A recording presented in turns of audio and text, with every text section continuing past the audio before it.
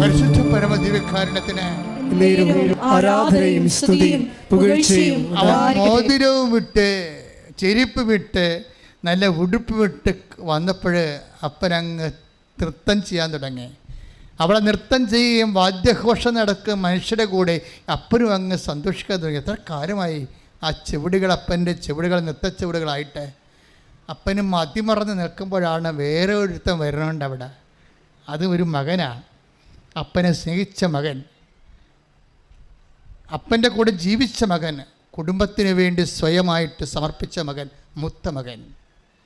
അവൻ വരുമ്പോൾ ഇവിടെ ഒരിക്കലും ഇല്ലാത്ത വാദ്യാഘോഷങ്ങൾ നടക്കുമ്പോൾ അവൻ ഒരുത്തനെ വിളിച്ച് ചോദിക്കും, വാട്ട് ഇസ് ഹാപ്പനിങ് ദെയർ? അപ്പം ഇന്ന് അറിഞ്ഞില്ലേ, നിൻ്റെ അനുജൻ വന്നു. അപ്പോൾ ഇടിപെട്ടുകൊണ്ട പോലെ ഇവൻ്റെ മുഖം കറുത്തുപോയി. അപ്പോഴപ്പനും വിരിമാറ്റി നോക്കിയപ്പോൾ ദാണ്ട് നിൽക്കണേ തൻ്റെ മകൻ. അവനിനി ഇങ്ങോട്ട് വരത്തില്ലെന്ന് തോന്നിയപ്പോൾ അവനെയും പിടിക്കാൻ അപ്പൻ ചാടി പുറത്ത് വീഴും.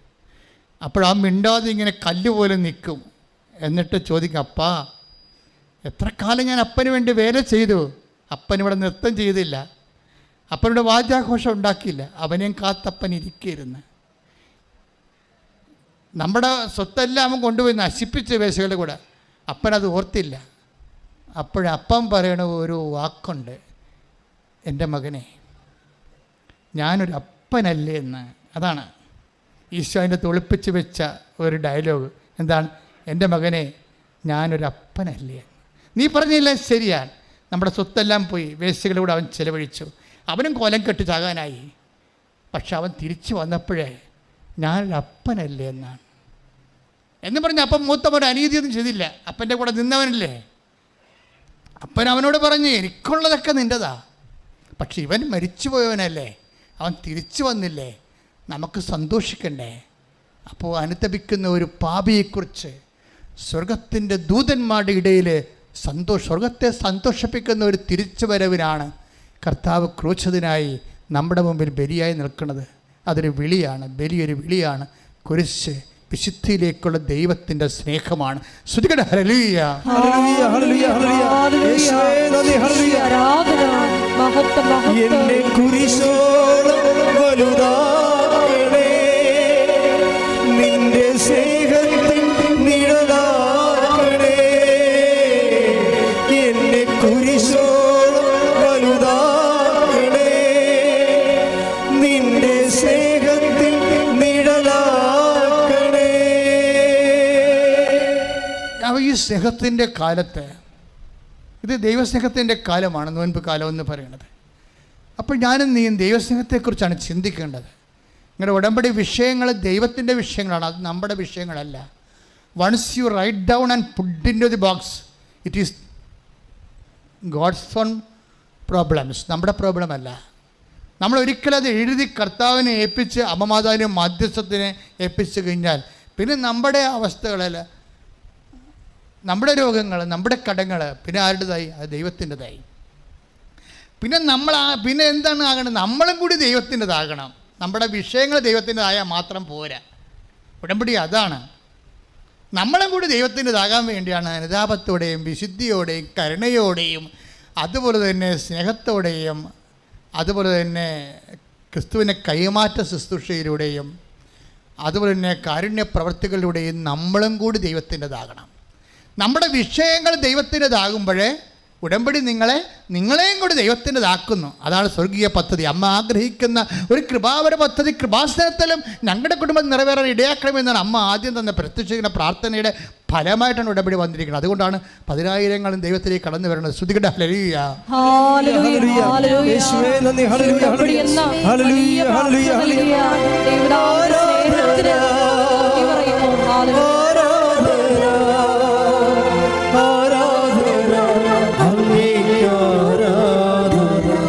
പരിശുദ്ധ പരമദിവ്യകാരുണ്യത്തിന് ആരാധനയും സ്തുതിയും പുകഴ്ചയും. പരിശുദ്ധ പരമദിവ്യകാരുണ്യത്തിന് ആരാധനയും സ്തുതിയും പുകഴ്ചയും. പരിശുദ്ധ പരമദിവ്യകാരുണ്യത്തിന് ആരാധനയും സ്തുതിയും പുകഴ്ചയും. അതായത് ഉടമ്പടിയിൽ എപ്പോഴും വരുന്നൊരു വിഷയം. ഇപ്പം ഞാൻ ആദ്യം പറഞ്ഞത് എന്താ?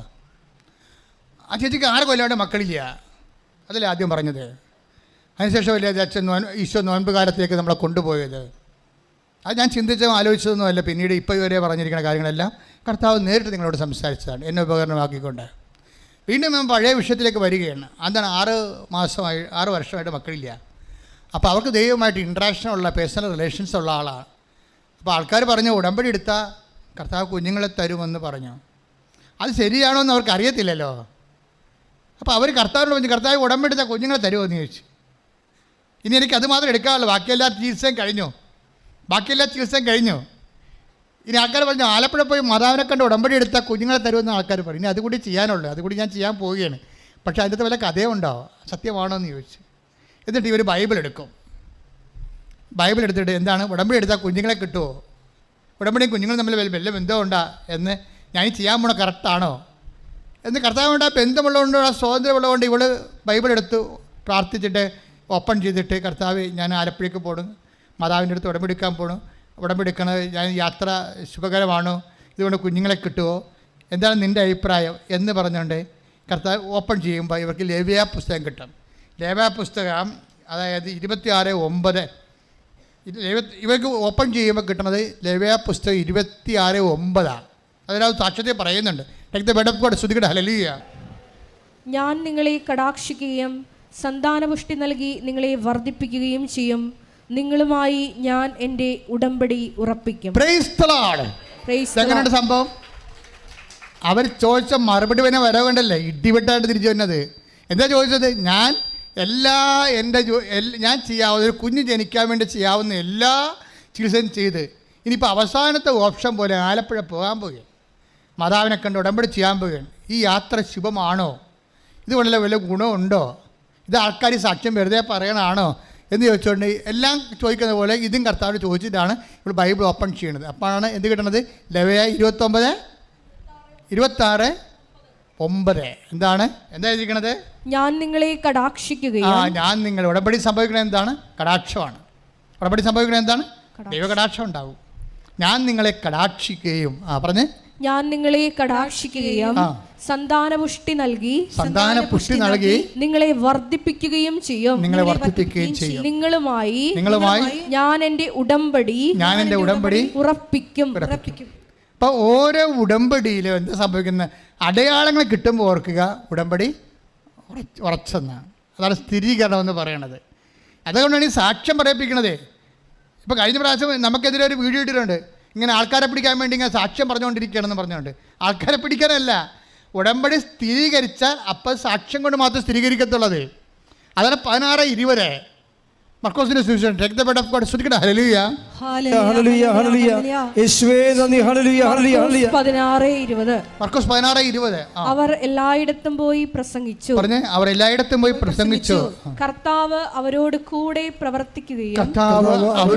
പ്രവർത്തിക്കുകയും അടയാളങ്ങൾ കൊണ്ട് വചനം സ്ഥിരീകരിക്കുകയും ചെയ്തിരുന്നു. സ്ഥിരീകരണത്തിനാണ് ഉറപ്പിക്കൽ എന്ന് പറയണത്. ലേവ്യ 26:10 പറഞ്ഞ എന്താണ്? ഞാൻ നിന്നെ സന്താനങ്ങൾ നൽകും, ഞാൻ തമ്മിൽ ഉടമ്പടി ഉറപ്പിക്കും. പഴയ നിയമത്തിൽ ഉറപ്പിക്കുന്നതിന് പറഞ്ഞതിന് പുതിയ നിയമത്തിൽ എന്താ പറയണത്? അടയാളം കൊണ്ട് സ്ഥിരീകരിക്കും. അപ്പോൾ അടയാളം കിട്ടിക്കഴിയുമ്പോഴാണ് ഉടമ്പടി സ്ഥിരീകരിക്കുന്നത്. പക്ഷേ ഇതിനധികം സമയമൊന്നും വേണ്ട. നിങ്ങളൊന്ന് ഓക്കെ ആയാൽ മതി വിശ്വാസത്തിൽ. അല്ലെങ്കിൽ പിന്നെ കർത്താവിനെ വിശ്വസിച്ചിട്ട് പിന്നെ കാണുന്ന എല്ലാം വിശ്വസിക്കുന്ന ആൾക്കാരുണ്ട്.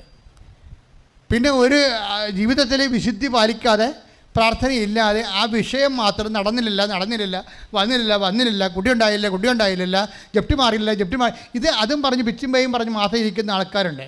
ഇങ്ങനെയുള്ള പ്രാന്തികളൊക്കെ വന്ന് ഉടമ്പടി എടുക്കരുത്. കാര്യം അവരുടെ വിഷയം തന്നെ എപ്പോഴും അത് പറഞ്ഞു ഗുണാന്നിങ്ങനെ ചീവിട് പോലെ ചിലച്ചുകൊണ്ടിരിക്കും. അതൊന്നും ഉടമ്പടിയുടെ ഭാഗമല്ല. ഉടമ്പടി എടുക്കുന്നത് എന്തിനാണ്? ദൈവത്തിൻ്റെ മനസ്സിനനുസരിച്ച് നിൻ്റെ ജീവിതം ക്രമീകരിച്ചിട്ട് അതിന് അങ്ങനെ ക്രമീകരിക്കുമെന്ന് പറഞ്ഞാൽ പിന്നെ സെക്കൻഡാണ്. ടൈം ഷോർട്ടണിങ് എന്ന് പറഞ്ഞാൽ എന്താണ്? വല്ലാത്ത ഷോർട്ടണിങ് അല്ലേ. കഴിഞ്ഞ ദിവസങ്ങളിൽ വേറൊരു സാക്ഷ്യം ഉണ്ടായി, നിങ്ങളെ കണ്ടായിരിക്കും ചിലപ്പോൾ. അതായത് എന്താണ് പേര്? അതായത് ജെസ്സി അജി, പത്തനംതിട്ടയിൽ നിന്ന് ജെസ്സി അജി അത് UAE വർക്ക് ചെയ്യണം. ഭാര്യയും ഭർത്താവും തമ്മിൽ 10 കൊല്ലം അവിടെ 15 കൊല്ലം അവരോട് വർക്ക് ചെയ്യണത്. ഇന്ന് വരെ മക്കളില്ല. അപ്പോൾ നാട്ടിൽ വന്നപ്പോൾ നാട്ടിൽ വന്നതിൻ്റെ ഉദ്ദേശം എന്താ? 15 കൊല്ലമായെങ്കിലും വിഷയമില്ല. മാതാവിൻ്റെ അടുത്ത് ഞങ്ങളുടെ മക്കളുണ്ട്, അമ്മ ചോദിച്ചാൽ എനിക്കൊരു കുഞ്ഞിനെങ്കിലും തരും. അത് അവരുടെ വിശ്വാസം അതാണ്. അമ്മയോട് ചോദിച്ചാൽ ഒരു കുഞ്ഞിനെങ്കിലും തരും. 15 കൊല്ലം എന്ന് പറയുമ്പോൾ അവർക്ക് അതിരാജനാണ്. 15 കൊല്ലം അവിടെ ജോലി ചെയ്യുകയാണ്. അപ്പോൾ ഒരുമാതിരിപ്പെട്ട ട്രീറ്റ്മെൻ്റ് എല്ലാം ഉണ്ട്, കഴിഞ്ഞു. ഇനി ഒന്നും ചെയ്യാനില്ല. കുറേ നാളായിട്ട് ട്രീറ്റ്മെൻറ്റ് ഇല്ല, മക്കളില്ലാതെ അങ്ങനെ ജീവിച്ചു പോവുകയാണ്. പക്ഷെ ഉടമ്പടി വന്നപ്പോൾ അഹ്റോൻ്റെ ആ ഉണക്ക വടി തളർത്തതുപോലെ ഉടമ്പടി തളർച്ച വരും. ഈ പച്ച തിരിയതല്ലേ, പച്ച കാണിക്കണത് എന്താണ്? തളർത്തതാണ് ഉടമ്പടി. നിങ്ങളുടെ വരണ്ട ജീവിതമാണെങ്കിലും ദൈവം അതിനെ പെട്ടെന്ന് തളർപ്പിക്കും. അത് അനുഗ്രഹത്തിൻ്റെ ഒരു സ്വാഭാവികമാണ്, ബയോളജിയാണ് അതിൻ്റെ ശരിക്കും പറഞ്ഞാൽ. ഒരു ബ്ലെസ്സിങ്സിൻ്റെ ബയോളജിയാണ്. പെട്ടെന്ന് ഇങ്ങനെ തളർക്കും, ഒരു കാരണമില്ലാതെ തളർക്കും. അപ്പോൾ ഇവരൊന്ന് ഉടമ്പടി ചെയ്ത് 15 കൊല്ലം മക്കളില്ലാത്ത ഈ അജി വന്ന് ഉടമ്പടി ചെയ്ത് ആ ഉടമ്പടി ചെയ്ത ആഴ്ചത്തേന് അവർ പ്രഗ്നൻ്റ് ആവും. പിന്നെ പ്രഗ്നൻ്റ് ആയിട്ട് പിന്നെ എന്ത് സംഭവിക്കണത്? ഒരു കുഴപ്പമില്ല, അവർ പ്രസവിക്കും. ആ 10 പ്രസവിച്ച് കഴിയുമ്പോൾ എന്ത് സംഭവിക്കണത്? ഒറ്റ പ്രസവത്തിൽ 3 കുഞ്ഞുങ്ങൾ. ഇത് ഉടമ്പടി മാത്രം നടക്കത്തുള്ള ഈ സംഭവങ്ങളെ നമുക്ക് കാരണം പറയാൻ പറ്റത്തില്ല. ദൈവം തന്നെ അതിൻ്റെ കാരണം. ഇപ്പോൾ എന്തുമാത്രമായി. ഞാൻ രാവിലെ ഫേസ്ബുക്കിൽ നിന്ന് യൂട്യൂബ് നോക്കിക്കൊണ്ടിരിക്കുന്ന സമയത്ത് ഗർഭകാലങ്ങൾ, ആനയുടെ ഗർഭകാലം 600 ദിവസം ഒരു ഇത് കണ്ടതാണ്. ഞാൻ ചുമ്മാ കണ്ടിങ്ങനെ നോക്കേണ്ടപ്പോൾ ഇത് ഇതിന് എടുക്കാൻ വേണ്ടി എടുത്തതാണ്. അപ്പോൾ നോക്കിയപ്പോൾ ആനയുടെ ഗർഭകാലം 660 ദിവസം. ഞാൻ പറഞ്ഞു ദൈവമേ, അപ്പോൾ ആന എത്ര 360 ദിവസമല്ലേ ഒരു വർഷം. അപ്പോൾ 1.25 വർഷത്തോളം ആന ഗർഭിണിയായിട്ട് നടക്കും. അപ്പോൾ കുതിരയുടെ ഗർഭകാലം എത്രയാണ്? 440 ദിവസം. കുതിരയുടെ കാര്യം പോക്ക. ഒട്ടകത്തിൻ്റെ ഗർഭകാലം 420 ദിവസം ഒട്ടകത്തിൻ്റെ. അങ്ങനെ വന്ന് നോക്കി മനുഷ്യൻ്റെതായപ്പോൾ 280 ദിവസം. അപ്പോൾ ഞാൻ ഭാഗ്യം, അമ്മച്ചിമാർ രക്ഷപ്പെട്ടു. അല്ലെങ്കിൽ പിന്നെ ആനയാണെങ്കിൽ 600 ദിവസം എടുത്തേക്ക്. എന്നാലും 280 ദിവസം വേണ്ടേ ഒരു കൊച്ചിനെ? അപ്പോൾ 3 കൊച്ചുങ്ങൾക്ക് എത്ര ദിവസം വേണം? 28, 56, 56, 20, 76, 8, 84. അപ്പോൾ 840 ദിവസത്തോളം വേണ്ട സംഭവമാണ് ഈ 3 കുഞ്ഞുങ്ങൾക്ക്. 3 കൊല്ലമായിട്ട് ഇനിയിപ്പോൾ ഒരു കുഞ്ഞാണിനെ കിട്ടുകയാണെങ്കിൽ അത് പിന്നെ ഒരു 2 കൊല്ലം കഴിഞ്ഞാൽ അടുത്ത കുഞ്ഞിനെ കിട്ടും, 2 കൊല്ലം കഴിഞ്ഞാൽ അടുത്ത കുഞ്ഞിനെ കിട്ടും. അപ്പോൾ അങ്ങനെ 4 കൊല്ലം അല്ലെങ്കിൽ 6 കൊല്ലം 6 കൊല്ലമാണ് ടൈം ഷോട്ട് ചെയ്ത് ഒറ്റ പ്രസവത്തിൽ ദൈവം 3 കുഞ്ഞിനാക്കി മാറ്റിയിരിക്കുന്നത്. എൻ്റെ മക്കളെ, ദൈവത്തിന് എന്തും ചെയ്യാൻ പറ്റും. അതായത് ഉടമ്പടി മെയ് സംഭവിക്കും. ടൈം ഷോട്ടിങ് വന്നാൽ കണ്ടില്ലേ, അതൊക്കെ നമ്മൾ ഞെട്ടിപ്പിക്കുന്ന കാര്യം. അപ്പം നമ്മളവർക്ക് ഈ 3 കുഞ്ഞുങ്ങളെ നമുക്ക് കാണണം. അതിൻ്റെ അകത്ത് എല്ലാം ഇടിവിട്ട് കുഞ്ഞുങ്ങളാണ്. നല്ല ചുവന്ന് തുടുത്ത് മിടുക്കന്മാരായിട്ട് 2 ആൺപിള്ളേരും ഒരു പെങ്കൊച്ചു. അടിപൊളി, സൂപ്പർ. അതിങ്ങനെ മാറിക്കോയി 4-5 ആൾക്കാർ കൂടിയാണ് ഇതിൻ്റെ അകത്ത് കയറി സാക്ഷ്യം പറയണത്. ആ കാഴ്ച ഇതിനെ കാണാൻ അവർ പറയണത് അതിനേക്കാൾ സൂപ്പറായിട്ടാണ് പറയണത്. അവർ പറയുമ്പോൾ നമുക്ക് മനസ്സിലാകും ഷീസ് എ ഫെയ്ത്ത്ഫുൾ. നമുക്ക് വിശ്വാസികളെ കാണുമ്പോൾ അറിയാമല്ലോ. അവരാണ് അപ്പം ജനിച്ചത് കൊണ്ട് അപ്പനും അമ്മയും ക്രിസ്ത്യാനികളായി, അപ്പം ക്രിസ്ത്യാനിയായെന്നല്ല. ചില പാരമ്പര്യ ക്രിസ്ത്യാനികളെന്ന് പറയുമ്പോൾ അവർ ചിലപ്പോൾ അവർ ജനിച്ചപ്പോൾ ആയിരിക്കും ചിലപ്പോൾ വിശ്വാസം സ്വീകരിച്ചത്, അല്ലെങ്കിൽ ഇടക്കാലം കൊണ്ടായിരിക്കും അവർ വിശ്വാസത്തിലേക്ക് വന്നത്. പക്ഷെ അവിടെ വർത്തമാനം അറിയാൻ പറ്റും ഇവർ പാരമ്പര്യ ട്രഡീഷണൽ ക്രിസ്ത്യനാണെന്ന്, ട്രഡീഷണൽ ഫെയ്ത്ത്ഫുൾ ആണെന്ന് അറിയാൻ പറ്റും. അവർ ട്രഡീഷണൽ ഫെയ്ത്ത്ഫുള്ളാണ്. എന്താണ്? കുഞ്ഞിനെ തന്നാലും തന്നില്ലേലും ഞാൻ എൻ്റെ കർത്താവിൽ വിശ്വസിക്കും. അതാണ് സംഭവം. അതാണ് ട്രഡീഷണൽ ഫെയ്ത്ത്ഫുൾ എന്ന് പറയുന്നത്. കുഞ്ഞിനെ തന്നത് ദൈവത്തിന് നന്ദി, പക്ഷെ തന്നാലും തന്നില്ലേലും ഞാൻ എൻ്റെ വിശ്വാസം നിലനിൽക്കുകയും കർത്താവിന് ഏകരക്ഷകനായിട്ട് വണങ്ങുകയും ആരാധിക്കുകയും ചെയ്യും. ശ്രദ്ധിക്കട്ടെ, ഹല്ലേലൂയ. കൈയടിച്ച്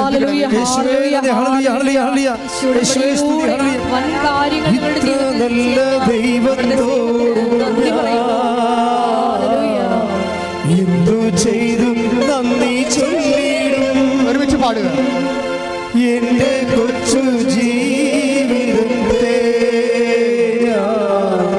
നിന്റെ മുൻപിൽ കാഴ്ചയിടാം. ഇത്ര നല്ല ദൈവത്തോടും ഞാൻ എന്തു ചെയ്തു നന്ദി ചൊല്ലിടും. എന്റെ കൊച്ചു ജീവിതത്തെ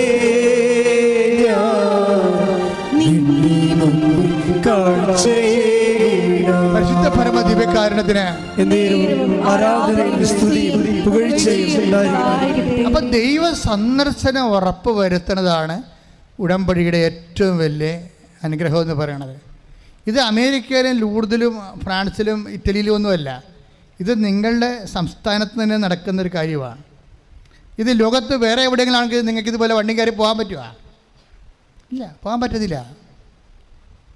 അപ്പോൾ ദൈവം നമ്മൾക്ക് കിട്ടിയ ഒരു ദാനമായിട്ട് മനസ്സിലാക്കിയിട്ട് നമ്മൾ ഇതിൻ്റെ അകത്ത് മുഴുവനും മനസ്സുകൊണ്ട് ഇൻവെസ്റ്റ് ചെയ്യണം. നിങ്ങൾ തൊട്ട് നോക്കി രുചി നോക്കാൻ വരുമ്പോഴാണ് മിക്കവാറും ഉള്ള നാക്കുകൂടി പൊള്ളിപ്പോണത്. നിങ്ങൾ രുചി നോക്കാൻ വേണ്ടി വരുമല്ലോ ചിലർക്ക്, ഉടമ്പടി എടുത്ത് നോക്കാം എന്നൊക്കെ പറഞ്ഞുകൊണ്ട് എങ്ങനെ ഇരിക്കും നോക്കട്ടെ എന്നൊക്കെ പറയുമ്പോൾ അങ്ങനെ വരുമ്പോൾ അത് ദൈവത്തെ പരീക്ഷിക്കണ പോലെ വരും. അങ്ങനെയല്ല, നമ്മുടെ മുമ്പിൽ ദൈവം ഓരോരുത്തർക്കും അടയാളം തരണമല്ല, നേരത്തെ തന്ന ആൾക്കാരുടെ അടയാളത്തെ നമ്മൾ വിശ്വസിക്കണം. അത് നമുക്കുള്ള അടയാളമാണ്. 10,000-കണക്കിന് ആൾക്കാർക്ക് സാക്ഷ്യമുണ്ട് ഉടമ്പടിയിൽ. അത് നമ്മൾ വിശ്വസിച്ചത് നമുക്കുള്ള അടയാളമാണ്. അപ്പം നിങ്ങളിനി നിങ്ങൾക്ക് അടയാളം കിട്ടിയിട്ട് ഉടമ്പടിയെ വിശ്വസിക്കാനുള്ള മൈൻഡ് സെറ്റ് ആണെങ്കിൽ നിങ്ങൾക്ക് അടയാളം കിട്ടത്തില്ല. നേരത്തെ ഉള്ള ആൾക്കാർക്ക് അടയാളം കിട്ടിയിട്ടുണ്ടെങ്കിൽ, ആ സാക്ഷ്യം നിങ്ങൾ കണ്ടിട്ടുണ്ടെങ്കിൽ അത് നിങ്ങൾക്കുള്ള മറുപടിയാണ് ദൈവത്തിൻ്റെ. ആ ഉടമ്പടി തന്നെ നിങ്ങളും ചെയ്യാൻ പോകുന്നത് എന്ന് മനസ്സിലാക്കിയിട്ട് വിശ്വാസം അർപ്പിച്ചുകൊണ്ട് ഉടമ്പടി ചെയ്യുക മാത്രമല്ല, ഉടമ്പടി ജീവിക്കുകയും ചെയ്യണം. ചില ആൾക്കാർ വരട്ടെ, ഉടമ്പടി പുതുക്കിയിട്ട് പിന്നെ പത്രം കൊടുക്കാം, ഉടമ്പടി അടുത്ത അടയാളം കിട്ടിയിട്ട് നമുക്ക് പ്രേക്ഷിത പ്രവർത്തനം ചെയ്യാം എന്നൊക്കെ പറഞ്ഞ് ലാഗിൽ നിൽക്കല്ലേ. അപ്പോൾ ലാഗിൽ നിൽക്കുമ്പോൾ സ്വാഭാവികമായിട്ട് വരണ വിഷയം വെച്ചാൽ നിങ്ങളുടെ ഉടമ്പടി ഉറക്കത്തില്ല. ഇനിയിപ്പോൾ നിങ്ങൾ നാളെ ഇപ്പോൾ ഇത്രയും നാൾ നിങ്ങൾ പ്രേക്ഷിത പ്രവർത്തനം ചെയ്തില്ല, പത്രമൊന്നും കൊടുത്തില്ല, അല്ലെങ്കിൽ നിങ്ങൾ രോഗികളെ പോയി കണ്ടില്ല, അല്ലെങ്കിൽ നിങ്ങൾ ദാനം ചെയ്തില്ല, ചെയ്യാവേ വരട്ട എന്ന് പറഞ്ഞ് നിൽക്കുകയാണെങ്കിൽ ഒരു കാര്യം ഞാൻ പറയണം, നിങ്ങൾക്ക് ഉടമ്പടി സാക്ഷ്യം പറയാൻ പറ്റത്തില്ല. കാര്യം നിങ്ങൾ തന്നെ ദൈവത്തിന് പിടികൊടുത്തു. വിശ്വാസമുള്ളവനാണെങ്കിൽ ഉടമ്പടി എടുത്ത് അന്ന് തന്നെ പ്രേക്ഷിത പ്രവർത്തനം തുടങ്ങും. വിശ്വാസമുള്ളവനാണെങ്കിൽ ഉടമ്പടി എടുത്ത് അന്ന് തന്നെ പത്രം പ്രാർത്ഥിച്ച് കൊടുക്കാൻ തുടങ്ങും. നിങ്ങളുടെ പത്രമോ പ്രേക്ഷിത പ്രവർത്തനമോ പ്രേക്ഷിത പ്രവർത്തനമോ കാരുണ്യ പ്രവർത്തികളോ എന്തുമാത്രം താമസിക്കുന്നോ അത്രയും നിങ്ങളുടെ ഉടമ്പടി വീക്കായിക്കൊണ്ടിരിക്കുകയാണ്. അത് മനസ്സിലാക്കണം. ദൈവത്തിനെ വേദപാഠം പഠിപ്പിക്കാൻ വരരുത്. നിങ്ങളുടെ കൈയിരിപ്പ് കൊണ്ട് തന്നെ നിങ്ങളിങ്ങനെ മുടിഞ്ഞിരിക്കണത്. കാരണം ഇപ്പോഴും ഉടമ്പടി എടുത്തിട്ട് ഇപ്പോഴും വരട്ടെ അടയാളം കാണാൻ പറഞ്ഞാൽ ഇപ്പോഴും നിങ്ങളുടെ സ്വന്തം സ്വഭാവമല്ലേ ഉടമ്പടി കാണിക്കണത്. അപ്പോൾ നിങ്ങൾ എന്തിനാണ് കുഴിച്ച് സ്വന്തം കുഴി കുഴിക്കണേ എന്തിനാ? അപ്പം അതുകൊണ്ട് ഉടമ്പടി എടുക്കുന്നവരെ ഒരു വിത്തിൻ നോ ടൈം പെട്ടെന്ന് തന്നെ കർത്താവിൻ്റെ ശുശ്രൂഷയിലേക്ക് ഒരു മനുഷ്യനും നോക്കരുത്. അവരെന്ത് വിചാരിക്കും, ഇവരെന്ത് വിചാരിക്കും, കൂട്ടുകാരെന്ത് വിചാരിക്കും, നാട്ടുകാരെന്ത് വിചാരിക്കും എന്ന് വിചാരിച്ച് ഓരോ ദൈവത്തെക്കുറിച്ച് മാത്രം വിചാരിച്ചാൽ മതി.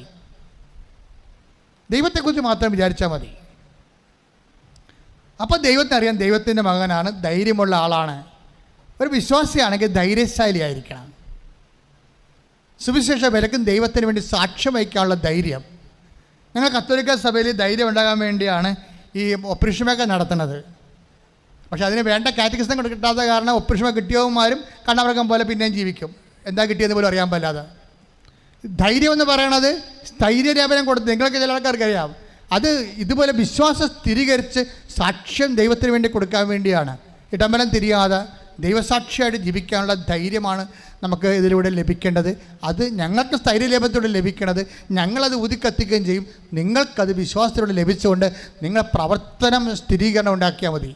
പ്രവർത്തന സ്ഥിരീകരണത്തിലൂടെ നിങ്ങളുടെ സ്ഥൈര്യലേപനമായി. നിങ്ങൾ വിശ്വസിക്കുന്ന കാര്യം പ്രാവർത്തികമാക്കുമ്പോൾ മറ്റു മനുഷ്യരുടെ മുമ്പിൽ നിങ്ങൾ ദൈവത്തിനെ ഏറ്റുപറഞ്ഞു കഴിഞ്ഞാൽ, പ്രേക്ഷിത പ്രവർത്തനം നിങ്ങൾ ധൈര്യമായിട്ട് ചെയ്യുമ്പോൾ മറ്റുള്ള പ്രതിസന്ധികളുണ്ടായിട്ടും മറ്റുള്ള ആൾക്കാരെ നിങ്ങൾ കളിയാക്കിയിട്ടും ആക്ഷേപിച്ചിട്ടും നിങ്ങൾ വീണ്ടും പ്രേക്ഷിത പ്രവർത്തനവും അതുപോലെ പ്രേക്ഷിത പ്രവർത്തനം ചെയ്യുമ്പോൾ അതാണ് നിങ്ങളുടെ സ്ഥൈര്യലേപനം എന്ന് പറയുന്നത്. നിങ്ങൾ സ്ഥിരീകരിച്ചു. ഇനി ദൈവം അടയാളം ഉടനെ കാണിക്കും. ശ്രദ്ധിക്കട്ടെ. ഹല്ലേലൂയ.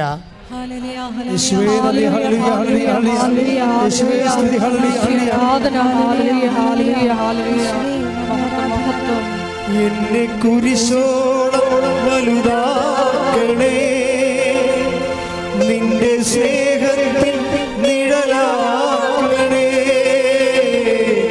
എന്നെ കുരിശോളം വലുതാക്കണേ, നിന്റെ സ്നേഹത്തിൽ നിഴലാക്കണേ. പാർവതിയുടെ ഒരു ദൈവാനുഭവം കൂടി പറഞ്ഞുകൊണ്ട് ഞാൻ ഈ ശുശ്രൂഷ രോഗസൗഖ്യ പ്രാർത്ഥനയിലേക്ക് നമുക്ക് പോകാം. പാർവതി ഞങ്ങളെല്ലാവരും സ്പർശിച്ച ഒരു സംഭവം. പാർവതി ഉടമ്പടി അവസാനം പാർവതി തന്നെ ഒന്ന് ഉടമ്പടി ചെയ്യും. അവൾക്കറിയാമായിരുന്നു ഉടമ്പടി ചെയ്ത് കഴിഞ്ഞാൽ അതിൻ്റെ കമ്മിറ്റ്മെൻറ്റ്സൊക്കെ എടുക്കണമല്ലോ. അപ്പോൾ അതിന് അവൾ കുറച്ച് സമയമെടുത്തു, കുറച്ച് മെഡിറ്റേറ്റീവ് ടൈം എടുത്തു. കാര്യം അമ്മ ഉടമ്പടി എടുത്തിട്ടുണ്ട്. അപ്പോൾ അമ്മ പറയും, എടി മോളെ, നിൻ്റെതല്ലേ കാര്യം, അപ്പം നീ ഇത് കൂടി ഉടമ്പടി എടുക്കണം, മാതാവിന് ഭയങ്കര ഇഷ്ടമായിരിക്കും. അപ്പോൾ അമ്മ ഉടമ്പടി എടുത്തിട്ട് അമ്മ ചെയ്യണ കാര്യമൊക്കെ പാർവതി കാണുന്നുണ്ട്. അപ്പോൾ അതുപോലെ ഇവിടെയും ചെയ്യണ്ടേ. അപ്പം അതിനൊരു മനസ്സൊരുക്കം വേണം. അതിന് വരട്ടെ, ഞാനും ഓക്കെ ആകുമ്പോൾ ഞാനും അങ്ങനെ അവളെ തന്നെ തോൽപ്പിച്ചുകൊണ്ട് അവൾ വന്ന് ഉടമ്പടി ചെയ്യും. ഉടമ്പടി ചെയ്യുമ്പോൾ അവൾ അമ്മയുടെ തോന്നിട്ട് അവൾ പണ്ട് ദൈവം അവളെ രക്ഷിക്കാനുള്ള ചരട് മർമ്മം അവളുടെ ജീവിതത്തിൽ പണ്ട് പോലെ ദൈവം അവളെ പരിപാലിക്കുന്നുണ്ട്. അവളുടെ മനസ്സാക്ഷി നല്ലതുകൊണ്ടായിരിക്കും. അവൾ പഠിക്കണ കാലത്ത് ഫ്രഞ്ചാണ് അവൾ സെക്കൻഡ് ലാംഗ്വേജാണ് എടുത്തത്. ഇഷ്ടപ്പെട്ടെടുത്തതല്ല, അത് കിട്ടിക്കൊണ്ട് എടുത്തതാണ്. പക്ഷേ ദൈവം അത് കൊടുത്തതാണ്. അപ്പോൾ അവൾക്കൊരു ഇപ്പോൾ ഒരു ചിന്ത വന്ന് ഫ്രാൻസ് കുറച്ച് അറിയാമല്ലോ, ഫ്രാൻസിൽ പോകാൻ വേണ്ടി അമ്മയോട് പറയാം. അപ്പോൾ പക്ഷേ പോകാൻ പറ്റത്തില്ല, 26 ലക്ഷം രൂപ വേണം. 26 ലക്ഷം രൂപയ്ക്ക് എങ്ങനെ പോണേ? നമുക്ക് അപ്പനും ഇല്ല, കാശും ഇല്ല. നിത്യനിവൃത്തിക്ക് വേണ്ടി അവൾ പഠിത്തവും നിർത്തിയിട്ട് അവളും എങ്ങോട്ട് ഒരു ചെറിയ പണിക്ക് പോയിക്കൊണ്ടിരിക്കുകയും. അപ്പോൾ ഇങ്ങനെ 26 ലക്ഷം രൂപ കിട്ടത്തില്ല. പക്ഷേ അപ്പോഴും അവൾ മനസ്സിൽ പറയും, അമ്മ തരൂ, അമ്മക്കുണ്ട്, അമ്മയുടെ കാശുണ്ട്, അമ്മ തരൂ. അപ്പോൾ അമ്മ തരുമെന്നും പറഞ്ഞുകൊണ്ട് ഇവൾ വന്ന് ഉടമ്പെടുക്കും. ഉടമ്പെടുത്തിട്ട് പറയും, ഒരു കാര്യം എനിക്ക് ഫ്രാൻസിൽ പോകണമെന്ന് എഴുതും, പിന്നെ ഒന്നും എഴുതത്തില്ല. പിന്നെ എഴുതാതെ പറഞ്ഞു, അമ്മേ എനിക്ക് അമ്മയെ കാണണമെന്ന് എഴുതും. പിന്നെ എഴുതും, അമ്മയുടെ കൂടെ ജീവിക്കണമെന്ന് എഴുതും. ഇത് പറഞ്ഞ് നമുക്ക് കരഞ്ഞു പോയി വിചാരിക്കാം. അവൾ ആ 5 സാധനം എഴുതി വെച്ചിരിക്കുന്നത്, അമ്മയെ കാണണം, അമ്മയുടെ കൂടെ ജീവിക്കണം. ഇതാണ് ദൈവസ്നേഹമെന്ന് പറയണത്. 6 പ്രാവശ്യം എഴുതി വെച്ചിരിക്കുന്നതിൻ്റെ അകത്ത്. അവൾ ഉടമ്പടി ചെയ്ത ഒരൊറ്റ ഉടമ്പടിയാണ് ഒരു വല്ലാത്ത ഉടമ്പടി ആയിപ്പോയത്. സത്യസന്ധമായിട്ട് ചെയ്യണമല്ലേ.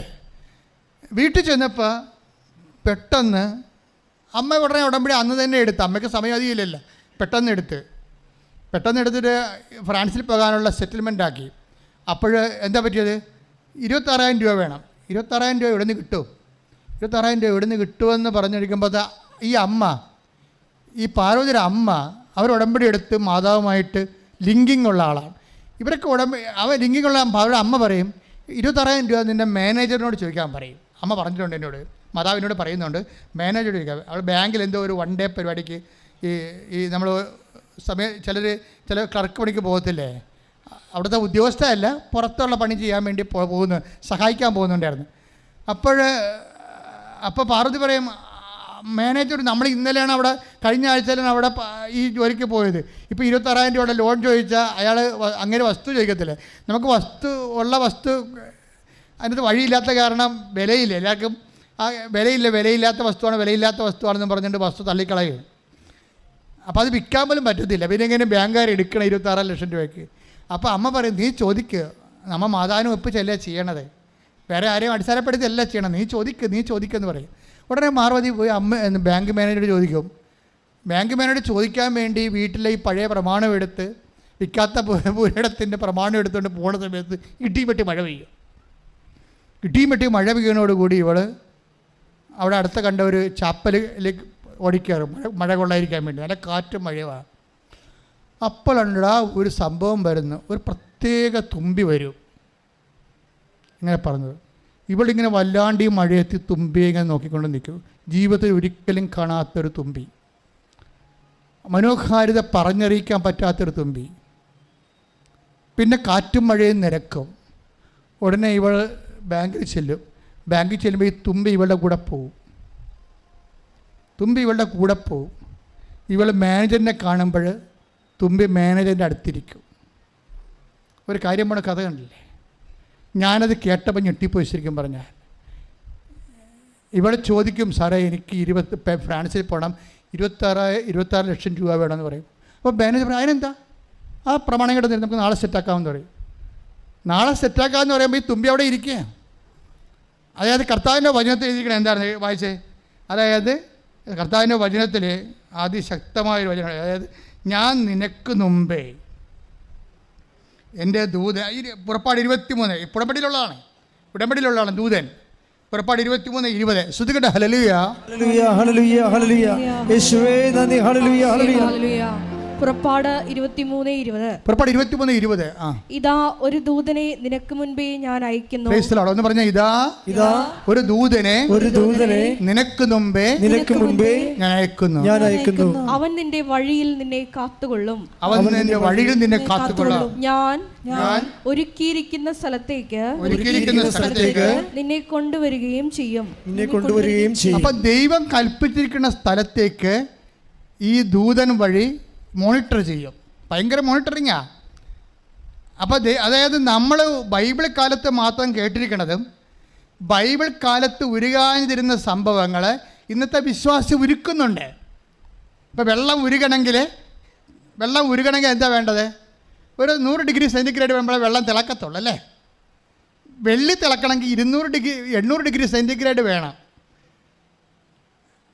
അതുപോലെ ഗ്ലാസ്, നമ്മുടെ ഈ ചെറിയ ഗ്ലാസ്സില്ലേ, നമ്മുടെ ഇതുപോലെ, അതായത് ലിക്വിഡ് വാട്ടറൊക്കെ സൂക്ഷിക്കുന്ന മൈന്യൂട്ട് ഗ്ലാസ്സില്ലേ, അത്തരം ഗ്ലാസ് ഉണ്ടാക്കണമെങ്കിൽ 3800 ഡിഗ്രി സെൻറ്റിഗ്രേഡ് വേണം. ആ മണ്ണ് തിളച്ച ഗ്ലാസ് ആകണമെങ്കിൽ ഓരോ മൂലകത്തിനും കറസ്പോണ്ടിങ് ആയിട്ടുള്ള ചൂട് വേണം. ബൈബിൾ കാലത്ത് മാത്രം ഉരുകിയിരുന്ന പല മൂലകങ്ങളും പല ദൈവത്തിൻ്റെ പദ്ധതികളും ഇന്നത്തെ മനുഷ്യൻ അതിൻ്റെ അകത്ത് ആവശ്യമായ ചൂട്, വിശ്വാസത്തിൻ്റെ ചൂട്, പ്രത്യാശയുടെ ചൂട്, അതുപോലെ തന്നെ ദൈവസ്നേഹത്തിൻ്റെ ചൂട് നൽകിക്കൊണ്ട് ദൈവത്തിൻ്റെ വചനത്തെ ശരിക്കും ദൈവം ഉയർത്തുന്നുണ്ട്. പ്രാർത്ഥിക്കുക, കർത്താവായ ദൈവമേ, വചനത്തിൽ വിശ്വസിച്ചുകൊണ്ട് അർഹമായ വിശ്വാസം ആരോപിച്ചുകൊണ്ട് നിക്ഷേപിച്ചുകൊണ്ട് ഓരോ വചനത്തെയും ആക്ടിവേറ്റ് ആക്കാൻ എന്നെ അഭിഷേകം ചെയ്യണം. ശ്രുതികട ഹല്ലേലൂയ.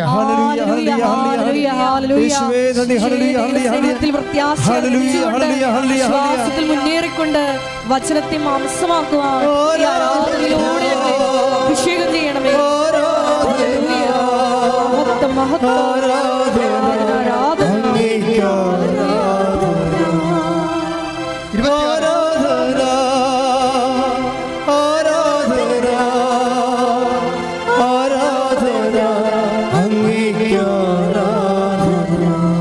ഈ ഉടമ്പടിയുടെ ഭാഗം തന്നെയാണ് ഈ സഞ്ചാരം എന്ന് പറയണത്. നമ്മൾ കണ്ടില്ലേ, ലെവയ 26:9 എന്താ പറഞ്ഞത്?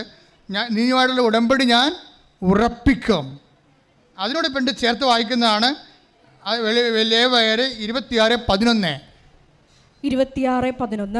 ഞാൻ എൻ്റെ കൂടാരം നിങ്ങളുടെ ഇടയിൽ സ്ഥാപിക്കും. പറഞ്ഞേ, ഞാൻ എൻ്റെ കൂടാരം നിങ്ങളുടെ ഇടയിൽ സ്ഥാപിക്കും. ഞാൻ നിങ്ങളെ ഉപേക്ഷിക്കുകയില്ല. ലേവ്യർ 26:12.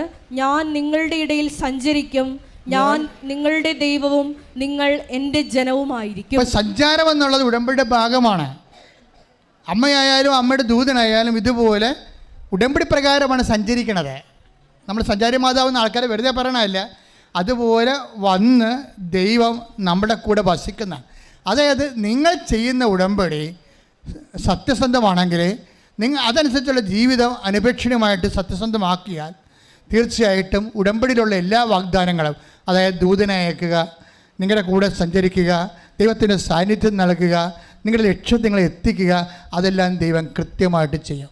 അങ്ങനെ ഒരു അനുഗ്രഹം നമുക്കും അവകാശമാക്കാൻ ആവശ്യമായ വിശ്വാസത്തിലേക്കും ദൈവസ്നേഹത്തിലേക്കും ദൈവം നമ്മളെ നയിക്കട്ടെ.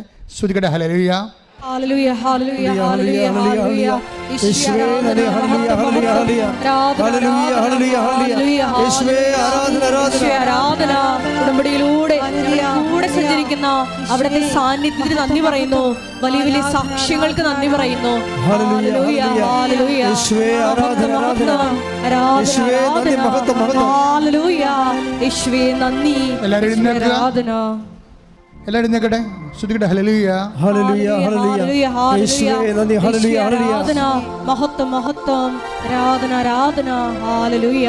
യേശുവേ നന്ദി. രോഗസൗഖ്യ പ്രാർത്ഥനയുടെ സമയമാണ്. കർത്താവ് നേരെ നമ്മളോട് ഈശോ സംസാരിച്ച വലിയ ദിവസമാണ്.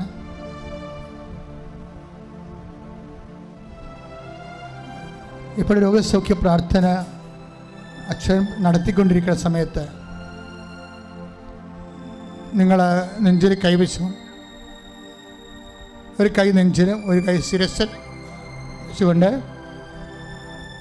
അഭിഷേകത്തിന് വേണ്ടി പ്രാർത്ഥിക്കേണ്ടതാണ്. ഓൺലൈനിലുള്ളവരും ഇവിടെ ആയിരിക്കുന്നു, ഒരു കൈ നെഞ്ചിലും ഒരു കൈ ശിരസിലും വെച്ചുകൊണ്ട് ദൈവത്തിൻ്റെ ശക്തിയുടെ അഭിഷേകത്തിനായി മാതാവിൻ്റെ മാധ്യ സ്തുതിക്കട്ടെ. ഹല്ലേലൂയ, ഹല്ലേലൂയ, ഹല്ലേലൂയ, ആരാധന, ഹല്ലേലൂയ, ഹല്ലേലൂയ, മഹത്വം, മഹത്വം, ആരാധന, ആരാധന, ദൈവപിതാവേ ആരാധന. കർത്താവേ, നിന്റെ ഉന്നതമായ നാമത്തിന് സ്വസ്ഥം ചെയ്യുന്നു. കർത്താവേ, കർത്താവേ, നിന്റെ വിശുദ്ധ പൗരോഹിത്യത്തെ മഹത്വപ്പെടുത്തണമേ. കർത്താവേ, 38 വർഷം ഞാൻ അർപ്പിച്ച കൃപാന്റെ യോഗ്യതയാൽ കൃപാസന അൾത്താരെ ജീവനോടെ പ്രത്യക്ഷപ്പെട്ട പരിശുദ്ധ അമ്മയുടെ മാധ്യസ്ഥത്തിലെ ഈ അൾത്താരയിൽ നടന്ന 10,000-കണക്കിന് ആരാധനയുടെ ശക്തിയാൽ അപ്പാ, സ്വർഗീയ പിതാവേ, അങ്ങേ പുത്രനായ യേശു ക്രിസ്തുവിൻ്റെ നാമത്തിൽ ഈ സമൂഹത്തിൽ അടയാളങ്ങൾ സംഭവിക്കണമേ. അപ്പാ, അങ്ങേ പുത്രനായ യേശു ക്രിസ്തുവിൻ്റെ നാമത്തിൽ ഈ സമൂഹത്തിലെ ഓൺലൈനിൽ പ്രാർത്ഥിക്കുന്ന കുടുംബങ്ങളിലും ജീവിതത്തിലും അടയാളങ്ങൾ സംഭവിക്കണമേ. അപ്പാ, അങ്ങേ പുത്രനായ യേശു ക്രിസ്തുവിൻ്റെ ആഴപ്പെടുത്താറുന്ന വലിയ കരങ്ങൾ ഓരോ മകൻ്റെ മേലും മകളുടെ മേലും തൊടുവിക്കാൻ ഇടയാക്കി പ്രാർത്ഥിക്കുന്നു. HIV രോഗം ഉൾപ്പെടെ എല്ലാവിധ മാറാത്ത രോഗങ്ങൾ ഉച്ച മുതൽ ഉള്ളംകാൽ വരെ കർത്താവിൻ്റെ വിശുദ്ധ രക്തം എല്ലാ കോശങ്ങളിലും പേശികളിലും പടരട്ടെ. മാർഗരോഗങ്ങൾ, ആന്തരിക അവയവങ്ങളുടെ രോഗങ്ങൾ, ശിരസിൻ്റെ രോഗങ്ങൾ, ശിഷ്ടരോഗങ്ങൾ, ക്യാൻസർ രോഗങ്ങൾ, തലവാദ രോഗങ്ങൾ, ഹൃദയ രോഗങ്ങൾ, ബ്ലോക്ക് രോഗങ്ങൾ, ശിഷ്ടരോഗങ്ങൾ എല്ലാ യേശുവിൻ്റെ നാമത്തിൽ, പിസ്റ്റുടി രോഗങ്ങൾ, പിസ്റ്റുല രോഗങ്ങൾ, മുഴയുടെ രോഗങ്ങൾ യേശുവിൻ്റെ നാമത്തിൽ, യേശുവിൻ്റെ നാമത്തിൽ, യേശുവിൻ്റെ നാമത്തിൽ അടയാളങ്ങൾ സംഭവിക്കട്ടെ. യേശുവിൻ്റെ നാമത്തിൽ മാർഗരോഗങ്ങൾ മാറിപ്പോകട്ടെ. യേശുവിൻ്റെ നാമത്തിൽ തിരവേദികൾ തീർന്നു പോകട്ടെ. ശ്രദ്ധിക്കട്ടെ. എല്ലാ രോഗങ്ങളും സുഖപ്പെട്ടുകൊണ്ട് യേശുനാമം ഈ ആരാധനയോട് മഹത്വപ്പെടുവാൻ ഈശ്വേ നന്ദി, ഈശ്വര ആരാധന, ദൈവപിതാവേ ആരാധന.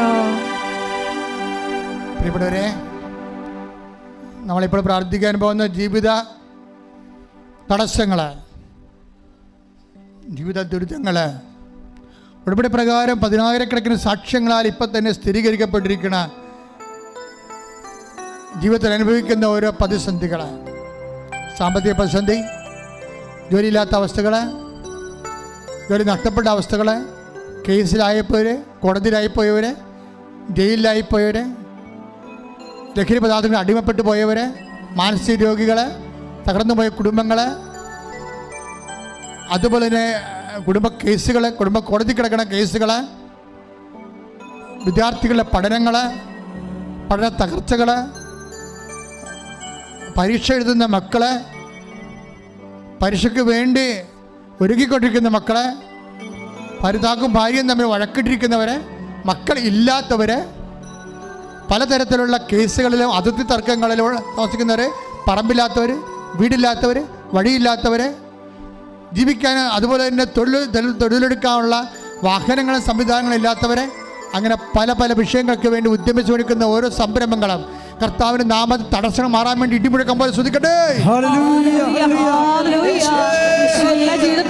കർത്താവിന്റെ ഉന്നതമായ നാമത്തില് സഭയുടെ അധികാരത്തിൽ കുരിശിന്റെ അടയാളത്തിൽ ജീവിത ദുരിതങ്ങള്, ജീവിത തടസ്സങ്ങള് യേശു ക്രിസ്തുവിന്റെ നാമത്തിൽ മാറിപ്പോകട്ടെ.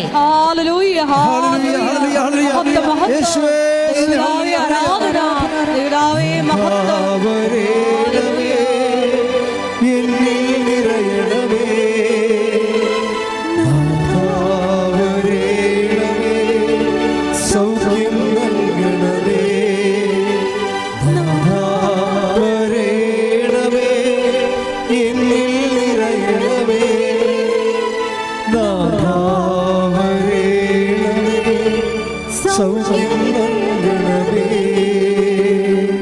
പ്രാർത്ഥിക്കുക. വ്യക്തിപരമായ ആവശ്യങ്ങൾക്ക് വേണ്ടി മുട്ട നിന്നുകൊണ്ട് പ്രാർത്ഥിക്കുക.